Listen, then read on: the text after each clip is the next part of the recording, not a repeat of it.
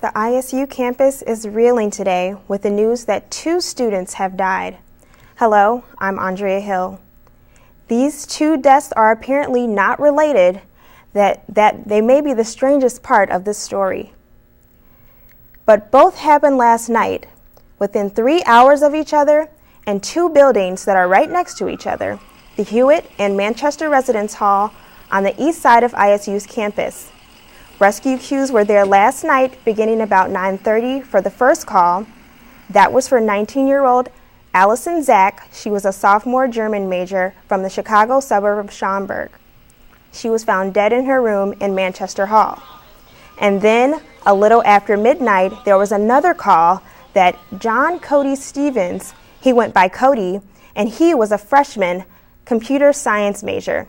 He was from Wilmette, and according to his Facebook page, he went to New Trier High School.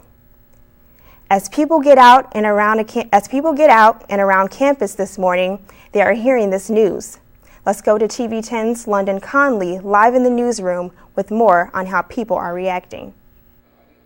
The McLean County coroner has taken over the investigation of these 2 deaths, and she tells us that the families of these 2 students have been notified. Well, people on campus are checking their emails, and they have many questions this morning. Students headed to class this morning. They were receiving an email from President Bowman informing them of the 2 deaths at Hewitt, Manchester.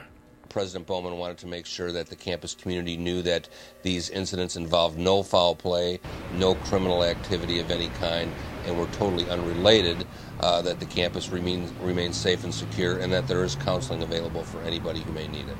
Although many people only know the information read in the email concerning the deaths of Allison Zach and John Cody Stevens, there have been rumors floating around East Campus. I got news that someone on the 8th floor of Manchester, approximately 9 o'clock last night, had a seizure on the top of a top bunk and fell to the ground. Student Counseling Services was notified last night and sent counselors to the residence halls to meet with groups of students. The most common reaction, of course, is one of shock. It's an unexpected kind of event to have take place, especially in a young person's life. And so we didn't see as much emotional reaction now as will likely evolve over the next few days as the shock wears off. We have received an email from the coroner, and the direct cause of death for both students is unknown at this time. The autopsies for both students have been scheduled for late this afternoon. TV 10 will have more information for you Monday. Reporting live from the newsroom, I'm London Conley. ISU's Student Counseling Services wants students to know and recognize that they may have trouble handling this information, whether they knew the students or not. They have provided some healthy ways to cope. One is talking to friends or family. Another is to limit the use of alcohol and drugs. And the third is to seek professional help.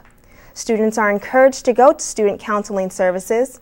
They are in room 320 of the Student Services building, or students can call them at 309-438-3655.